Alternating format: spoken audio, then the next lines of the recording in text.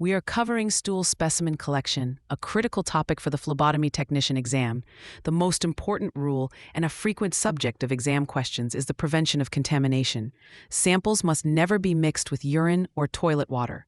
Urine can destroy microorganisms needed for certain tests, while toilet water contains chemicals and bacteria that can cause inaccurate results. Now let's discuss specific tests. Starting with the guaiac-based fecal occult blood test, or gFOBT, the exam will absolutely test your knowledge of patient instructions for this test.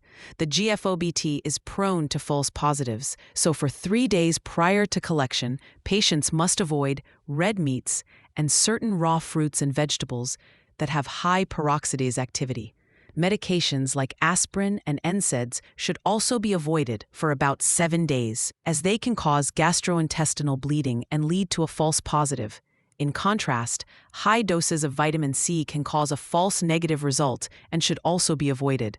The exam loves to trip you up by contrasting the gFOBT with the fecal immunochemical test, or FIT. The key difference is that the FIT is specific to human hemoglobin and has no dietary or medication restrictions, making it a more specific test. For an Ova and Parasites, or O&P exam, the collection protocol is what gets tested. Because parasites are shed intermittently, a single sample is often not enough. The standard protocol is to collect 3 separate samples on 3 different days to increase the chance of detection. The sample must also be mixed with a preservative fluid immediately after collection. When it comes to a C. diff toxin test, the exam focuses on sample integrity.